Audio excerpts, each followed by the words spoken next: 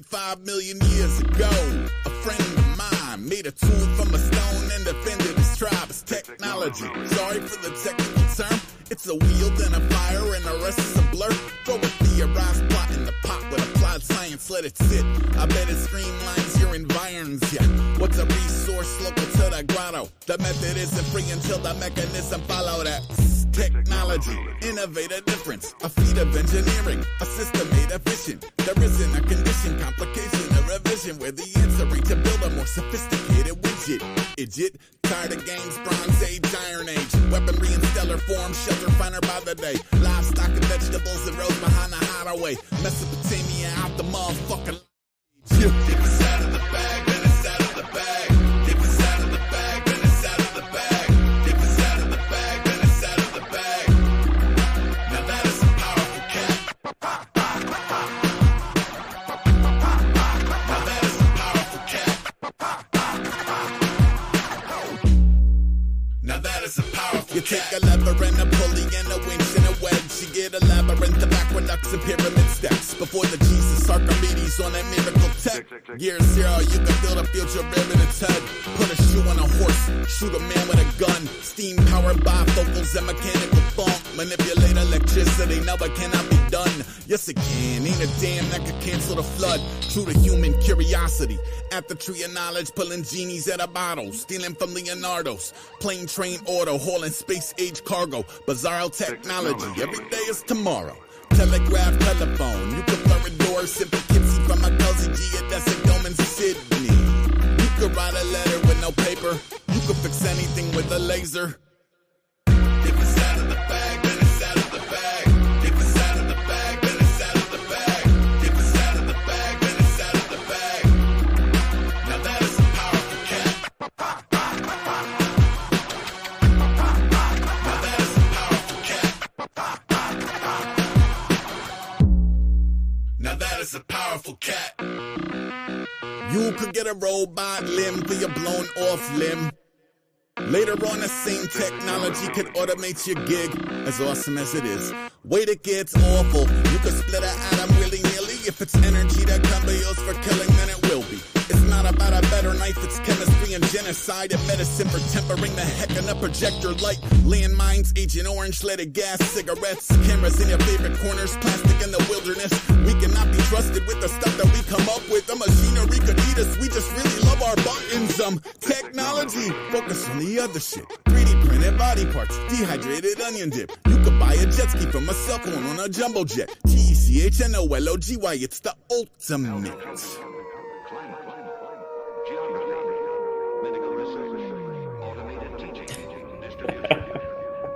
All right, guys. I tried to edit the song in real time and it didn't work. So apologies out there, everyone who heard a nice F-bomb on there. It's Tuesday. Welcome to Note to File Live. Dr. Fox, how you doing, man? Doing all right, Brad. How are you doing? Happy. Hey, it's the week of December, man. Week of Christmas. It's coming up. It's coming up. Iggy, glad to have you back, my man. Merry Christmas. Merry Christmas. Got the Christmas tree in the background. I wish I had such forethought. I was thinking about playing a Christmas song, but I just couldn't bring myself to do it. My marketing department's obviously pretty bored. You know? Right. Throw a Christmas tree in there. It's good. It's good. I like it. It's festive. Yeah, we're coming out on the end. I keep thinking it's going to get quiet, and it just isn't getting quiet. Are you guys seeing the same thing? Is it still insanely crunch busy? time, my friend.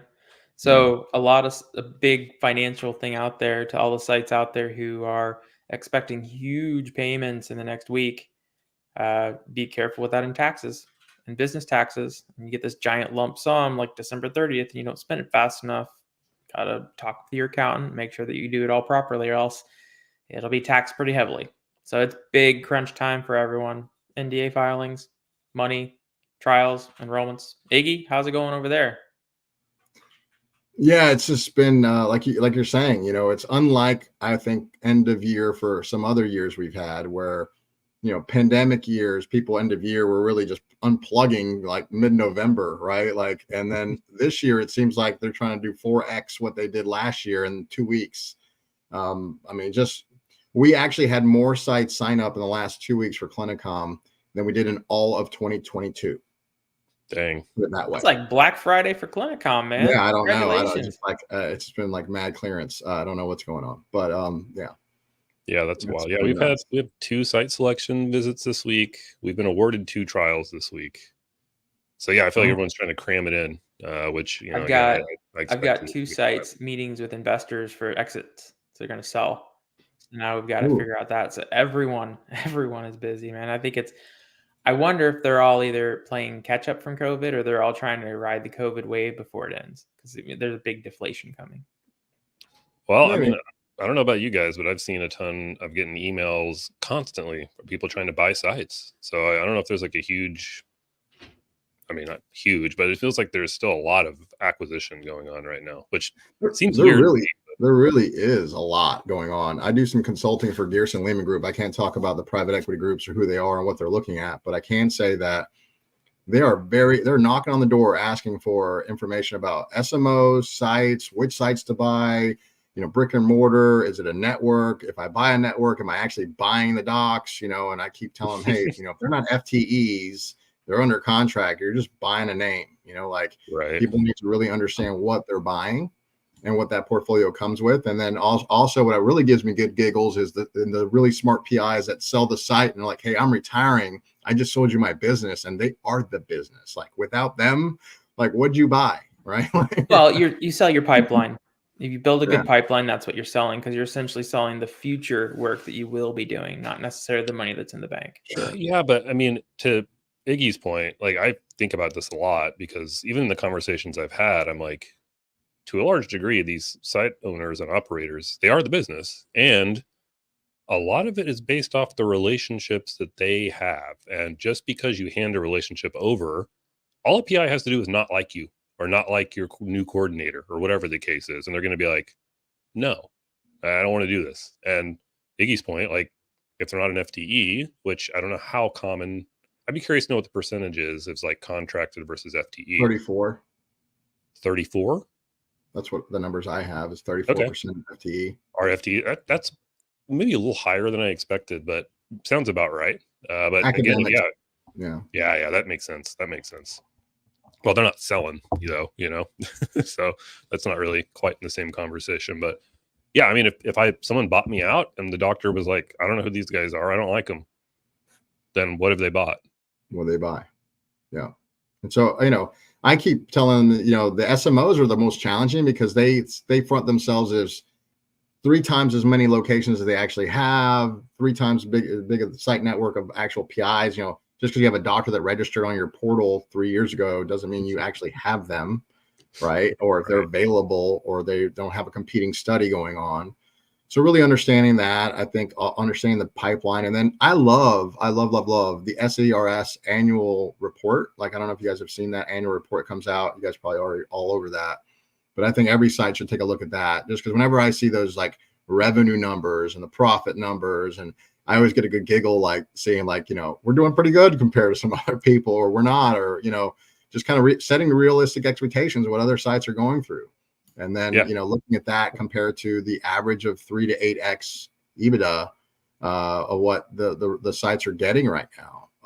So it's a great time to own a site. It's a great time if you own several sites to potentially exit. The question is, what's your baby going to look like after you sold her, right? Is she going to paint her purple and put a bunch of monkey pot spots on her? Or, what's going to happen to this beautiful thing you spent your life building, And well, for us in the meetings I'm in, it's what can we do to make your site more profitable or make more valuable sells or exits? And that, we're cleaning up their books. We're making it so that they have the processes in place so that they can have good exits to all these different organizations. But it's hot. It's a hot market right now. Yeah, that's right. Fox, what percentage of sites that you talk to, like when you talk to them, engage them about their contracting, like let's just say not expert sites, but like say medium, early experience, maybe 10 lower studies or less than 20 studies. Like what percentage of those budgets are under capitalized or just not getting what they need out of it? Almost every one of them. It's all about the stage that they're at in their site development and growth. Most sites will, okay, this is how the average site starts. you have some kind of a professional. It's either a PI or a nurse or someone with wild hair who got a buddy who's also a PI or a nurse or someone with wild hair who comes together and says, you know what, let's make a site. They make a site and they pump all of their resources into ops. Got to get the trials, got to get the patients, got to get the trials, got to get the patients. 2 years later, they have completely undermanaged contracts, millions of dollars that were forfeited because they didn't know what the heck they were doing. And then all of a sudden they come back and they say, oh, you know what? We're tired of this. This is crap. We're not making any money. We don't understand why. So we're going to exit. And so when they exit, and then the people who know what they're doing come in, they'll claim literally millions of dollars off of the contracts and the work that's already been done because the sites didn't know how to claim it. So to answer your question, Iggy, it's almost all of them. Almost all of them. Maybe it's because that's who I'm attracting. Maybe it's because what's the delta? That's is it just 10% how it works. off, 5% off, 35% off? Like, what are you seeing? For what? So the just on average, like a per patient budget that's off by 20%, 10%. I mean, so average about a third of the budget is unclaimed, either through invoiceables or through remittances that are not managed or through the disputes that should have happened or anything like that. That's just, there are no financial processes on the average site. Yeah, I see that lot. too. That's a lot of money, man. Mm-hmm. I was shocked. Like I was like, when, I thought when I was going to go work as a CRO director, I thought, man, I'm going to learn. I thought I did learn a lot, but I thought I was going to learn a lot more. Right. So from the site ops side, there's a lot more that sites know than the CROs do. But what I didn't realize was how much leverage the PMs had and what the buffer was for site payments and like the study budget, like range of, the huge range and differences between sites that they had the ability to just approve without asking their boss. Or, I was a project director, program director. So they, I had project managers underneath me and they'd have their range. If it's a $20,000 per patient budget, they could go to 30 without asking me. And it's crazy. I didn't have any idea that, and then they would get, kind of incentivized if they kept under budget. Their metrics and their KPIs were, how in line and how, no change orders, right? Did you overcharge? Did you go over budget? You can't do that with every site because then you're over. You can't under budget them because then they're not going to roll and it's not competitive. So it's this little Mariana dance of. Yeah, it's all about living in the bell curve. If you live in the bell curve, you're rewarded. Yeah. So it's crazy. That's interesting. I mean, I've always, suspected like there's, maybe some kind of benefit to them keeping you down on your budget. And I had someone tell me that, they had negotiated on the CRO side. And basically it's like you have to ask 6 times as a site to get to the top of the, percentage of what's allowed. Like, they kind of have a playbook, or this particular CRO had a playbook for how to deal with site negotiations, and like basically got to push back, 6 times to get that maximum amount, which I found again to be pretty insane and a lot of wasted time. So I've done so many of them, and I've seen the process so much that CRO came in really nasty, underfunded budget, terrible. So I just skipped 3 of the back and forths, and I just said, here you go. Here's the letter you need. Here's everything you need. Please feel free to escalate as you see fit. Boom, boom, boom, boom. Okay, I'll see you later after you talk to the sponsor. I just cut off 3 different levels of communication, likely a month of time, because I knew the process. Because you just come in here and say, okay, here's everything you need. Come back when you're ready to actually negotiate with me. Yeah, I mean, generally the budget contractors, the CRO, like, sorry. No, you're good. You're cutting out like crazy, Iggy. They don't ever, they're impressed if you can negotiate a budget like to take weeks and forever, right? And if you can knock that out quickly, they and love to. The thing that I think a lot don't know that is like how much to set up a site versus a private site. right? So if you go to startup, academic startup, like say NYU, for example, startup costs for a study at NYU, $30,000 to $50,000. Like, and they're paying it, right? Like, and they're going to give us like this measly $3,000, $8 startup payment. Don't forget, Iggy, you know, whatever it when is. you go into academia, don't forget academia also charges fringe, overhead, and fringe. Remember that, because that's huge. Oh, sure. And every one of our private sites should be charging overhead. I mean, if you don't have a 20 to 35% overhead, sorry for you. You know, average is 40 now. Add that into your budget. Post-COVID, it's 40. Gotta have it. So generally what'll happen is overhead, they'll come in, they'll give you 20, you push back to like 45 or 46 and you'll land at 40 because they know. And sometimes they draw a hard line saying, we won't go any higher than 35. And then you say, okay, well, don't bother coming to my site. Never mind. We'll escalate it. Let's do this. So it's playing the game. It's all about playing the game. I guess I'm not pushing enough. I mean, I stopped pushing at 30, 33 and a third. And I'm like, okay, I think it takes about 3 pushes to get to 40. When they finally realize, okay, this is a site standard, 40 or out, you know, we're not desperate. We don't need your trial. Pay 40%. That's the rate, or thank you. Then they're like, okay, fine. I mean, I'm like at a point where I'm like, just post it on our website. That's what all the universities do. When I worked at the university, it was basically like, oh, sorry, go check the website. It's posted that this is our overhead. So I've considered doing that. Because we have the same thing. We have a lot of sponsors push back, and they're like, 30 to 30 is as high as we can go. And I'm like, no, I know that's not as high as you can go because you have academic sites, and I know that some of them have 100% overhead. You know, I swear I've literally seen that. Yep. There was one of the big Ivy ones. It was 200% with fringe and overhead.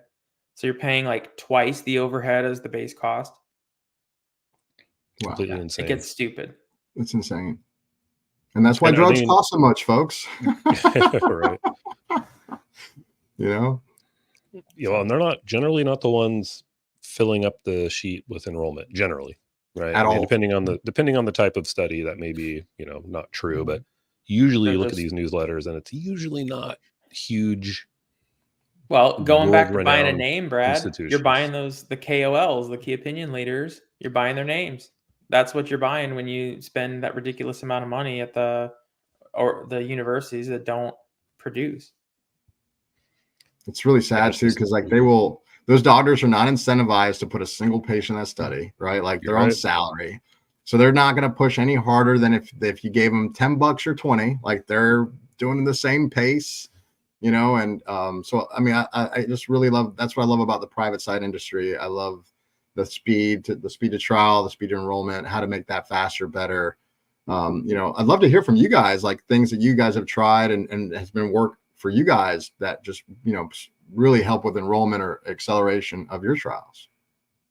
Something new we're trying is I actually hired somebody with a sales background, and they've got they've worked on the research side a little bit, sort of peripherally. But I hired them. They've got, you know, worked a lot here in Oklahoma City, reaching out to physicians and trying to garner like referral relationships. So this is kind of a new thing where we're trying to get into more clinics. As you probably have experienced, I know a lot of sites have, is, you know, you talk to different physicians in your community, they're interested. Maybe they do or don't want to be a site, but they want to give patients or give their patients opportunities to be in trials. But then it still requires a lot of like hand holding and lift from the actual site, because most clinicians are not going to do it on their own. You know, they're busy. They got other stuff to do. They may not be incentivized, to Iggy's point. So to have somebody who's like constantly, you know, like it's like a pharma rep, but for my site. So this is still new. We haven't even really gotten out into the community, but I'm curious to see if that helps expand our, you know, referral relationships and make them a little more, a little stronger, easier for the physicians to refer patients in. So it's kind of a little roll of the dice that we're trying, because I think there are groups that want to include their patients, but you've really got to do it for them, honestly. Almost. You have to do it for them, Brad. And we've actually had what we call a clinical liaison. Yeah. So that's who Angie's been with us 13 years. And her whole role, and now she's, running the office, but her initial role was just that. It's like the drug rep for our trial site to go educate the community, the primary care docs or pediatricians about these pediatric, CNS studies that we had for their patients, their ADHD patients, or depressed patients, etc. But like, she would literally just go bring a bag of cookies to the receptionist and go, this great study, this new medicine, if you got patients that things aren't working for and you want to try something new, and everybody loves cookies. Well, I was going to ask too, because this is something we talk about, and I've never gotten a really great answer, but like, have you found a way to ethically like monetize this in any meaningful way? Or can that be done? You obviously can't pay physicians for referrals. We know that's a big no-no. But like, they're putting in time. They're also granting access. Like, is there anything in the realm of ethically okay that you can like incentivize these physicians to work with you as partners, or does it even need to go to that? Can it just be mostly out of the goodness of their hearts to offer this to their patients?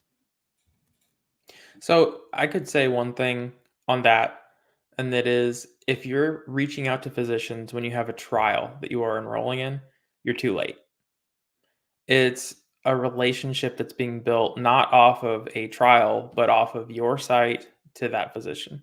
Fair. It's all about brand development. So like the MSLs, right? MSLs are perfect. MSLs reach out to doctors, building a relationship with those doctors before a patient prescription is on hand. They want those doctors to know about them, to be aware of them before anything ever happens. Same thing with research. And Iggy, kind of like what you were both saying, is I think outreach is one of the biggest powers that local community sites can have. And the thing is, we're so focused on outreach specific to trials because that's when we get the money, that we don't really do general community outreach, which is, ounce of prevention, man. When you focus efforts on a community outreach where people are aware of you in the community, they know that if something's wrong, they come to you, they put themselves on a list for you. You don't have to go out and find the patients. They'll come out and find you. They'll line up literally in front of you.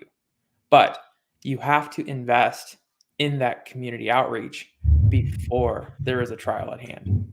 Dr. Fox, do you think that new sites especially, because I know, obviously if you've been doing clinical research for 20 years, you know a lot of the stuff that we know, right, guys? But I'm just thinking about like the new sites trying to get going, listen to this podcast, trying to gain little bits of knowledge. Like, do you think they really know how to leverage the MSLs the right way? Because I feel like when I first started 25 years ago, like I didn't, probably not that long ago, 22 years ago, I didn't know how to leverage. I was trying to go through drug reps and then trying to figure out what those were. And then what is an MSL? And so, maybe it'd help to just kind of back up a little bit and maybe for those new sites, explain that, that what an MSL is, a medical science liaison who is, pharma bisects the pharma reps that are supposed to just literally push FDA approved drugs. And those pharma reps have zero clue as to what's going on with research in their company.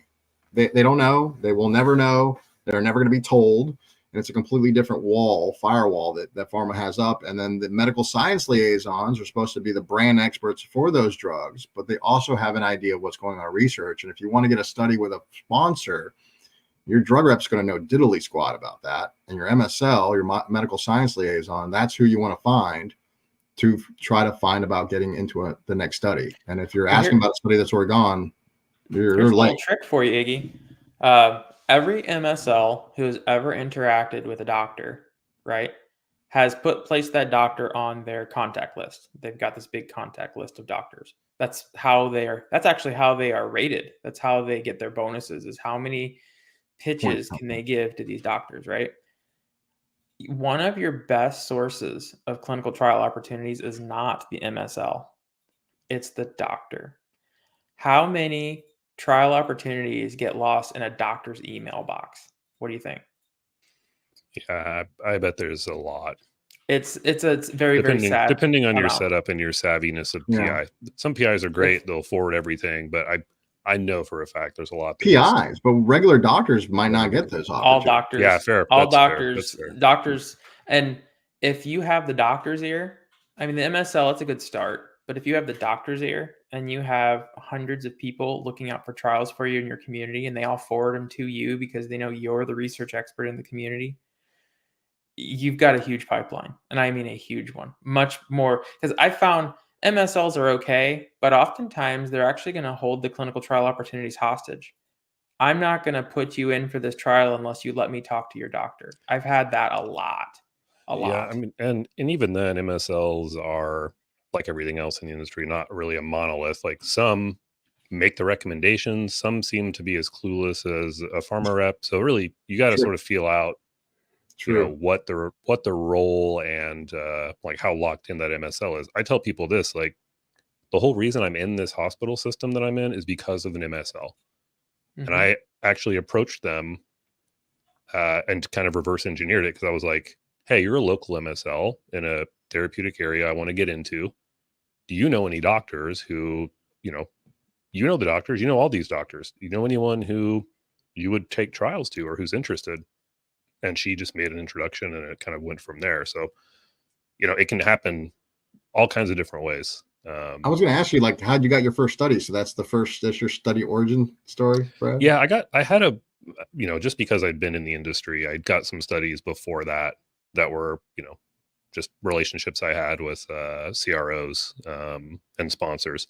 But this was like, took me to a whole different level. I mean, it was one doc in a big medical group here, but he was a champion, wanted to bring research into the institution and pushed for it. We started out with him, and now we're across every therapeutic area and, expanding across the whole state. But all because of that talk with an MSL. Wow. I invited her to my 10 by 10 office that I started off in, where I had like a desk and a freezer or something, like all I had at the time. I like laid out the model, and she was like, yeah, let me introduce you. So there's some powerful stuff that those relationships can bring. And then on the flip side, to Dr. Fox's point, sometimes they just want to show you a slide deck of stuff that you can't do anything. I'm like, I can't prescribe drugs. Like, this is cool. And it's always made me believe they just get paid for every flip they do of the page. But they do. That's how they're assessed, is they have to show how many pitches they've given. Yeah, that's interesting. Dr. Fox, what's your clinical research origin story? Well, how'd you get your first study? Oh gosh, define first study. You got paid, like you were the site, not working for somebody else, but like. So that's still really, really new. I've got the local site, Land of Lincoln Clinical Research, and it's a little slower to go because we're really specializing on helping autistic populations.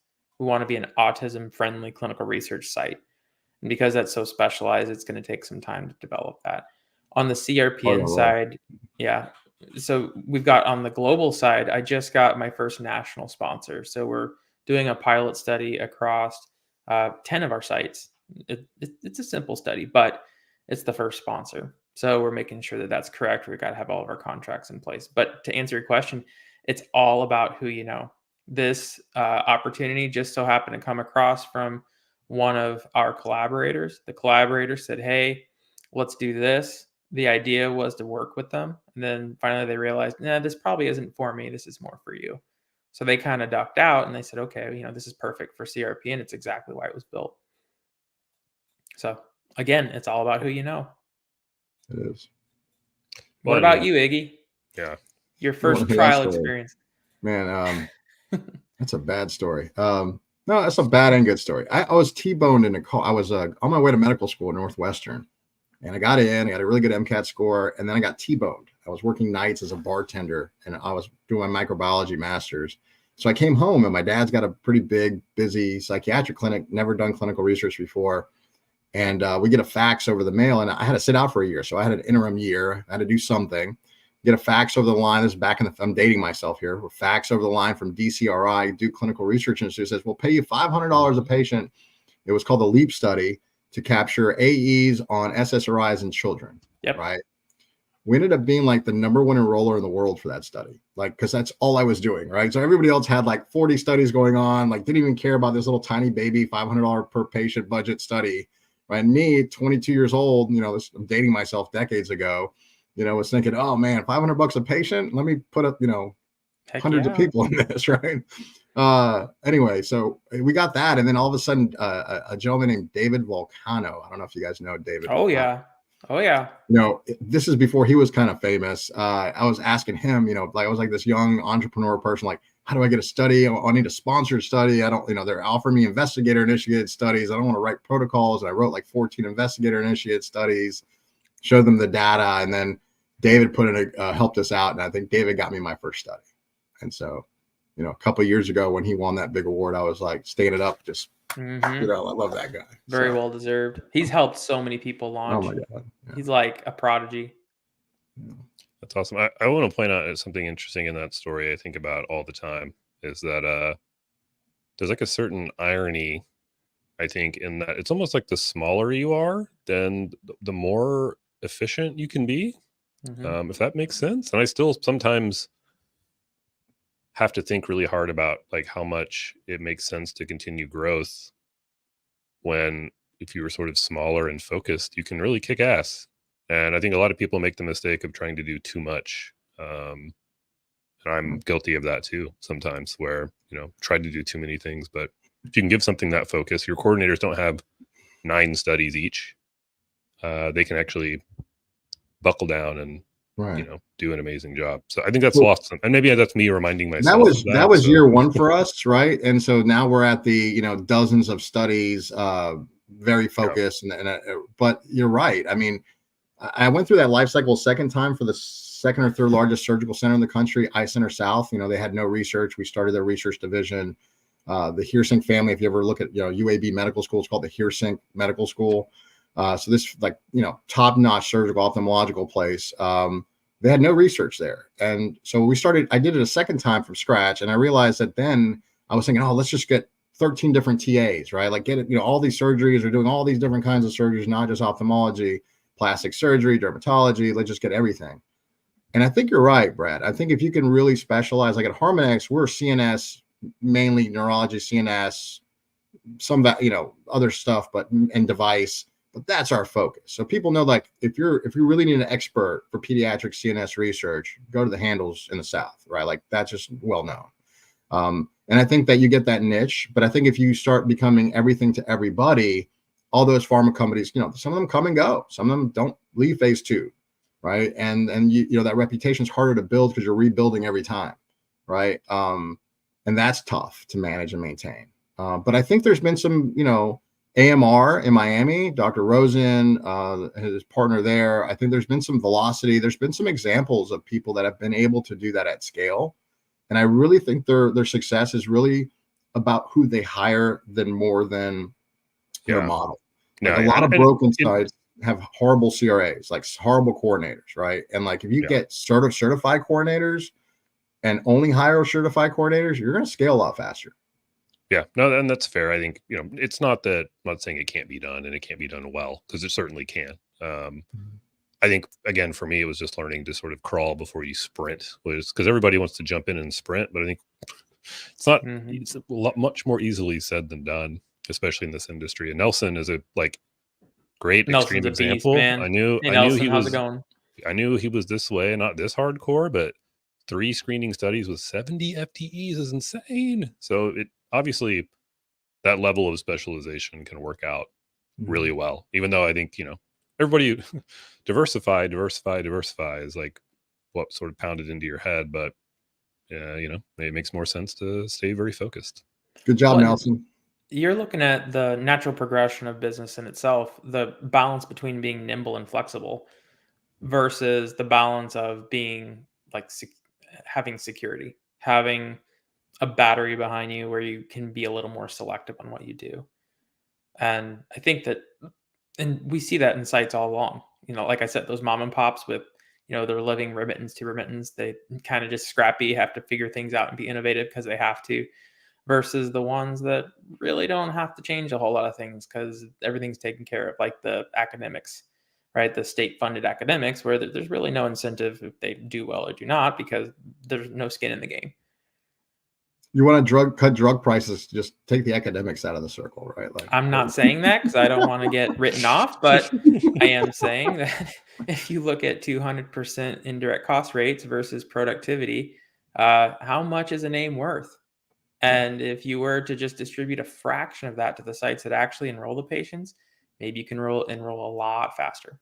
Yeah, the enrollment's never there at the academic sites either, right? Like it's just a third of sites don't ever enroll a single patient. And then, if you were actually to add that list up and see how many of those were academic sites that everybody and their mother put their name down on the 1572 as a sub-investigator, but did nothing, like. Well, and I mean, how much does the FDA care? I mean, do they care if there's, key opinion leaders in the submission who didn't enroll anyone? Oh yeah. It's an audit issue, right? It's an audit risk issue. So if those names are not trained, documented in there, and then all the stuff maintained, as you know, they're being audit risk. Yeah. I just mean in terms of like site selection. Like, do they care if there's an FDA submission, it's 100 private sites versus 50 academic and 50 private? Does one weigh different than the other? They're buying the publications, Brad. Yeah. That's fair. So we used to have those discussions at the CRO I worked at, and I've actually consulted for other CROs in discussing that for certain therapeutic areas. So the FDA does have an opinion on that. So it used to be back in the days, it was all academic, and then it started getting a little bit private, and then the site networks. So my general rule of thumb as a CRO director was I try not to go for thirds, right? I don't want more than a third of an academic. I don't want a third more. I don't want ideally 15 to 20% SMO and the rest private. I want a majority private as a studied CRO director because I'll enroll a lot faster. The academics are going to be slower to bring on, harder to contract, cost me X amount more. The SMOs are going to overpromise and say, I'm going to get you 100 patients and it's going to be great. And then the study quality, the data quality is going to go down. They're always over promise and under deliver. I love you guys out there, by the way. Good job to all of you guys that do a great job in the SMO world. But a lot of the times it's a big problem, unless it's like a vaccine study or derm, so something, migraine, something you can just line them out the door. But the hard stuff, it's just more challenging. So you do want to balance that out from a CRO side. The FDA does have ideas as far as the main thing is just credentials. So they just want to make sure you're qualified, education, expertise, check that box, and then they don't care what name's next to your name. I don't think they care, Yeah, that's fair. Again, it's been curious, like why go beyond what is, I mean, again, at the end of the day, do you think, what do they want? They want to get their drug on the market so they can start selling it, right? I mean, publications are nice for, I don't know, maybe I'm wrong. Maybe they're valued more than I suspect. Like for big pharma, I guess I didn't anticipate that they would necessarily care. They're trying to get their drug on the market and make some money out of it. Have you ever looked at an NDA, a new drug application? I'd be hard pressed to remember. What about I have, but what about an IB and an investigator brochure? Sure. So peer-reviewed publications are required for your, it has to be peer-reviewed. You have to have justification for what you submit, which means you have to have those publications to have an NDA. Well, yeah, fair. Well, so you're sort of self-referencing in a way, or like making sure that you've got enough references out there to build your case later, maybe. Then I think what Dr. Fox is also saying is if your name is Harvard, they're not digging as deep as if your name is Dr. Bob. Well, that's true. Well, and in fairness, I mean, academic centers are, in my experience, way more prepared to do that, publish than your guy in a community clinic somewhere. Or your private research site. It was always a joke at a private site because every contract has publication rights and provisions in it, the CTA. Who cares about that at a private site? Yeah, unless you have some doctor with the wild hair, nobody's going to publish at a private site. It's all in there for the academics. Yeah, that's fair. Interesting. Yeah, I never thought about that. And I mean, we could talk about how the whole publication industry is its own joke in a way too, but maybe that's a rabbit hole we don't want to go down. Brad, if you were going to give advice to, let's say, I had a young guy, I think maybe Dr. Fox had talked to him. I don't know if he came through you, a guy named Ian. He was starting a research site up from scratch, real green, didn't know a lot about, the intricacies. It sounded really exciting to get in clinical research, but if you were to give like a piece of advice to somebody trying to do what you've done, Brad, and not make, let's say, the biggest mistake of it all, what would you say? What advice would you give to a new site owner? That's tough. And I do get these calls somewhat regularly. And, oftentimes it depends on what that person's background is as to what kind of advice I would give. But frankly, if I had to give really broad advice, and this is maybe, not super insightful, but like be prepared to work 10 times harder than you think you need to in the beginning, especially where you have nothing. And, in some ways I was lucky, I think, that I didn't get extended. I didn't have to take out a bunch of loans. I didn't have to borrow any money. I had enough of like a base that I could start and go. And a lot of people don't have that luxury. A lot of people, I talk to people who are like, it's been 18 months. I don't have to study. And I'm like, but I find that hard. Don't you think believe. that grittiness of you and like that hard work of having to wear every hat in the business, the regulatory, the contracting, the everything hat, like that just made you that much better of a researcher and a research owner, site owner? Because I don't know a lot of people that have that experience, right? Because like I had that from like, it was just me and my dad to start. So we had to do contract. We had to figure it all out. And then, you talk to these big sites and like, well, I don't know anything about contracts. Susie handles that. Or I don't know anything about regulatory. Right. Sally handles that. Right. And like, they're not glued together like that. I consider that, a huge advantage. And, you can go back to old Dan Sferra stuff about being a generalist. I think there's a huge amount of value in that. If you want to be entrepreneurial and start, and maybe not, maybe if you want to climb the corporate ladder, then you can stay in your lane and that's perfectly fine. I do think, because in fairness, I do talk to people who haven't even gotten a study yet and are talking about hiring a coordinator and hiring this, that, and the other. I'm like, hey, dude, you don't have anything. You are the coordinator. Yeah, right. You are the everything. Be prepared to do that for a little while. Yeah. My favorite one is I've had a few of them do this. It's, okay, I'm all ready to be a site. I leased out my building. I have my freezer. I have all this stuff. I'm ready to get trials now. How's your SOP manual coming along? Oh, wait, what's an SOP manual? Oh, God. So that was an interesting experience. But if you were to ask me the same question, Iggy, I think looking back into my time as a site, starting up a site, working with sites across the country, it would be to never go at it alone. And Brad, you can say, even in the past 5 years, the site community that you can access to get help from is exponentially larger than what it used to be. When I started, it was, you feel very isolated as a site. You feel like you're going at it alone against all these big global companies. You feel like everyone is trying to twist your arm, making you do things you're not supposed to do, you shouldn't be doing. And you feel like there's no one to talk to. And I've learned so much more since I've been connected to the community than just trying to be alone all the time. I mean, you, Brad, and Dan are really changing that, right? I mean, I love seeing you guys as like, even, people are calling out and saying, oh, they're saying this about the CROs. I'm like, please, somebody say something. Like, this has been going on long enough. Like, we got to fix this, right? If we don't address the issues, how are we ever going to fix it? So, I don't know about Fox, but that's very intentional on my end, because I know, all I had to go off of was watching Dan Sferra videos. And I tell Dan this, but I'm like, hey man, if this idiot can do it, then surely I can do it too. Right. So I'm going to go out there and give it a shot. And, so it was more about like, again, how can I'll take every call from anyone at any time who's trying to build a site. And not that I know everything, because I don't. There's a lot I don't know. I'm very hesitant to call myself any kind of expert. I'm just a guy who made it work for me. But I will, try to give that advice back, and as much as I possibly can, because I know it's tough. It's tough without some kind of blueprint or something to go off of. I was the same way. I don't want someone to feel as lost as I did back in the day, or just, literally just feeling like you're working with global bullies without help. So Dr. Fox, to your point, it is Christmas, right? We got the Christmas tree over here, Christmas tree. I thought something nice to do. I'd share with Brad a while back what I call my site in the box, right? So it's Christmas. I wanted to sprinkle some Christmas on your sites and just make a donation to private sites. Obviously, if you're enterprise, commercial, private equity backed, and going to rip this and create digital products out of this, please don't.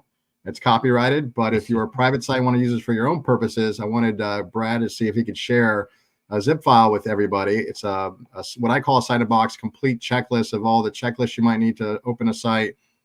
SOP framework, Part 11 compliance stuff, just general framework to make sure you're in the guidelines for FDA and actually can withstand an audit if you follow these rules. But these are, after 20 years of polishing, and I have to give credit to Maria Vasconcello, who was one of my first CRAs that audited me from INC research back in the day, that spanked my hand when I was like 22, that kind of like showed me how to do all this. But I have to give her some credit to call out. But, I'd like to share that with the group, and obviously take it, edit it, modify it for your purposes. But if please don't digitize it for commercial use. Yeah, I'll put a link out on LinkedIn. I would put it on here, but the problem is it's not clickable and it's a long URL. Yeah, it's like 85 if you're listening, Wow. So if you're listening, I'll post the thread that it's in on Clinical Trial Confidential. It's got a link to the whole zip file with all the files, which I thought was very cool. Again, if you're starting out, something huge to give you a big leg up. Because again, you're sort of, to Dr. Fox's point, I'm sort of the opposite of Dr. Fox in a lot of ways. When I started, I was like, I don't care about SOPs. I'm going to figure out how to make this work first before I make an SOP, because I don't even know what I'm doing yet. So let me get going a little bit, and then I'll make an SOP. But to have that stuff, templates prepared, an idea of what the heck you're doing is, again, a huge advantage, because a lot of people start and they're like, how do I track this? How do I do this? And I'm like, okay, well, go check out this from Iggy. It's, again, huge. Or call Rick at real time. Yeah. Well, yeah, right. Seriously, Iggy, that does sprinkle a lot of Christmas cheer across the industry. I've got a lot of people. Actually, I can think of 3 people right now. I hope they're watching right now. And if not, I'll be following up with them, because they've asked that same exact question. They're looking for help. They can't afford it. That would be like the Christmas miracle for them. Wow. So thank you so much. I used to charge $13,000 for that box. We used to print it out like in hardcover with a leather cover and like hand it to the doctor and like make it all fancy. And that was 10, 15 years ago. And as I get older, I realize, this information, knowledge is power. Just share it with people, give it to people, let them have it, and make sites better. And hopefully everybody has fewer audit issues, or the process just gets smoother for everybody. And feel free to, obviously that's just a template, so change it and modify it for your purposes. No, that's what I love. I mean, Fox points to that, we're growing a lot as a site community, I guess, from a lack of a better word. I mean, everybody willing to share, and it's not, we're not competitive with each other, right? Like, you're in a different part of the country that, we don't have to think of ourselves that way, which I've seen in the past, sites that are completely disconnected from me, don't want to share because there's this sort of idea of scarcity, when we all know there's a ton of trials. We need more patients. We don't need less, so I'm really encouraged that there's so much more open sharing. Now that comes with its own, downsides. Like you pointed out, people are like, "Why? How could they say this about this?" But nonetheless, I appreciate that. No, it's a very giving community. It's important. And I love that little cartoon you posted, Dr. Fox. It was like, you got, there's no sense in keeping your mouth shut if there's a problem. If you've seen a train wreck about to happen, say something, right? If you keep your mouth shut, you're part of the problem, And I think that these things are going to help the industry get stronger, better, transparency, clarity, communication, like sites communicate with sponsors better, in networks, not just in isolation and verticals, isolated verticals and silos. I love SCRS, Society for Clinical Research site. I hope to see all you guys in South Florida, like for that conference. I think it's one of the best to engage with sponsors, and to see what's new. But, I'm really excited what the future holds. And every year the IQVIA report puts out, there's more and more studies, more and more growth, more and more market cap. I mean, I don't know what scarcity anybody's worried about. Like, there are more drugs, more technology, more devices than ever before, and there will be more next year and the year after. So let's share, let's communicate, and make it better for everybody. Couldn't have said it better myself. All right, we're wrapping up on the last 10 minutes here. This may be the last stream of the year, likely. Maybe I'll slip one in after Christmas. I don't know. Any final words here, man? Again, I'm getting ready to post your site in a box. Make sure everybody has a link to that. Yeah. I just wanted to ask about, your audit. I mean, we've had 2 or 3 FDA audits in 20 some years, not a lot. I mean, we're always top enrollers. So once you get 1 or 2, they kind of leave you alone because they know you're doing good work, I hope so. Just kind of that experience. We never caught a 483 because of our process and SOPs. So if you guys follow those SOPs in that process, you've got a pretty good roadmap that's been tested. But Brad, I'd just like to hear from you. Like, what was, it's less scary than people make it sound to be, and you make a friend, right, with the FDA at the end of it. Hopefully that you did it right. I just want to hear from you.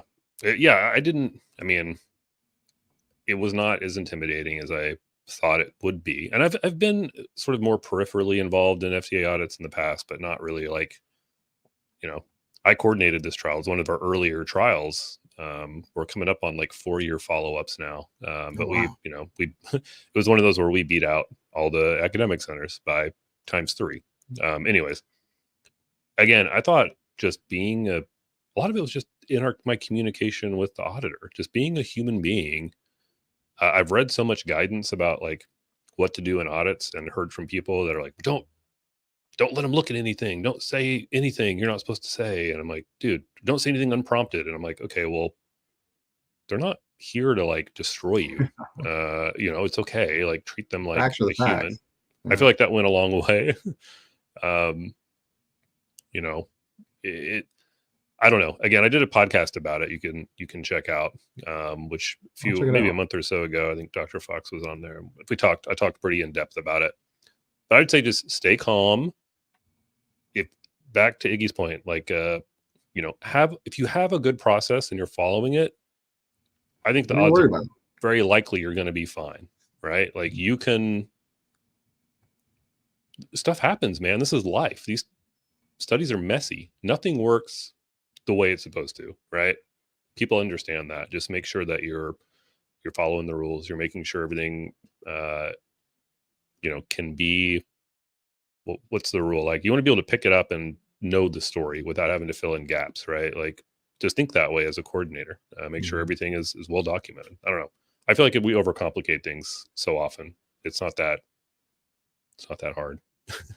I think so too. And I think people I think your point to treating the auditor, the pharma auditor, the pharma CRA, or the FDA auditor as people goes a long way, because life is about relationships, right? I mean, it sounds stupid, but if you're in your monitoring space, if you jamming them in a corner in a closet and tell them to go, that's one thing. If you put them up in your big conference room and have some nice coffee there for them and have, just a real, just heart conversation, just keep it real with people, the perception's different, right? So I just think it's just, treat people like they want to be treated. Now you guys are coming alive more in the comments, of course, as we reach the very end. But I mean, the same kind of ideas here, like, just be cool. Patty's point about them all being the same but different. She's been in 18 inspections, which is way too many. I have to say, Groundhog Day is SOS. We know that, right? Yeah, it is on Groundhog Day. That's a good point. Wow. Yeah. I feel like too, I mean, some of it certainly depends on the auditor, like who you draw. We got a very experienced auditor who I think didn't have anything to prove. And she even told me about her career and how early in her career, she tried to like sort of beat things up a little more and write these long reports. And at some point she was basically told like, stop doing that. But again, I think if you get a very early new auditor, maybe they're trying to make a name. They're trying to show how savvy they are in identifying problems like that could certainly affect your outcome a little bit, but obviously you have no control. You have no control over that. I've always felt like if you had really good trained CRAs or coordinators, if you're, we call an inside house, we call our coordinators CRAs so that we don't just call them coordinators. And then, if you have them real well trained and you have a good process, like you're sleeping good at night, like welcome anybody in, like come look at my files anytime. Like it doesn't matter, right? If there's process, it shouldn't matter. There should be no stress involved. There should be a process even for them to come in so it doesn't destroy your day. Like, so, I just think that people. My wife always tells me that. She always says, if you stay ready, you don't have to get ready. My dad used to say, and I'll leave you with this because I love this one, failing to plan is planning to fail. Right. And he just used to just beat that into us when we were younger, So. No, it's true. And, Yeah, there was another good one that I will botch, but it's like you don't rise to the level of your motivation, you fall to your systems, right? So like you're only as good as your process and your system that you fall back on. So look, I'm admittedly terrible when it comes to developing and maintaining those things. I'm a very fly by the seat of my pants guy. So just make sure you have people in place that can help you build those processes out. It's extremely important because at the end of the day, can ruin you if you get a bunch of 483s, right? I mean, you don't want to get yourself in ruined. In closing, guys, I just really want to, and then this is not said to you guys a lot, and you guys catch some flack on the internet. You get a lot of praise and a little bit of flack here and there. But listen, as an experienced site owner who's been beating his head against the wall for pharma and trying to raise his hand in the conferences and usually the loud guy, I just want to say thank you for you guys keeping a voice for the sites, keeping it honest, keeping it transparent, and pointing out the good, bad, and indifferent, because nothing is white or black. There's always shades of color and in between, and just keeping it real and just taking your personal time out, because time is money, and this time you're giving every week, and you guys are helping people and helping move our industry forward. So just thank you and happy holidays for you guys. Thank you. Well, thank you. Well, thank you very much, Iggy. Yeah, I know you've been out here for a while, and you are a Christine Pierre award winner. You've been at this a long time, somebody to look up to in the industry. We're not always right, for sure. We're oftentimes too loud, but again, I think it's just having the conversations and showing that it can be done, and it should be, right? We all want to learn from each other. So I mean, the more I learn, I know nothing, right? Like I had this guy call me and go, I heard you know about clinical research. Yeah, and he's like talking about cancer studies. Like, buddy, I've never done a cancer study in my life. I've done hundreds of trials. I can talk to you about 25 TAs. I can tell you zero about cancer studies. Other than go talk to Handal AI. Yeah. There's some of the beauty of working in this industry. There's no shortage of things to learn. It's fascinating, and as curious as you want to be, there's something there for you. I mean, again, that's part of what's kept me here, is that it's limitless. You can go as deep or as wide as you want. Really, it's all up to you. Which direction to go from there. Guys, I'm winding down here. I appreciate everyone's comments. It's a quiet day today. I feel like we weren't too comment heavy, but I know everybody's packing up for Christmas probably. And we posted a little late, but that's okay. Yeah, true. I didn't get it out quite as early as normal, but we'll be back. And Iggy, I know you'll be back. We'll get you booked out sometime beginning of the year and keep you coming on. Wish you guys all the best. Oh, and SOS sounds really exciting. I have a conflict in travel, but I wish I could go. But let's talk later about Clinicom and SOS. I think that'd be interesting. Thank you, guys. Yeah, for sure. Hopefully it's many more to come. So yeah, thanks guys. Check us out every Tuesday, and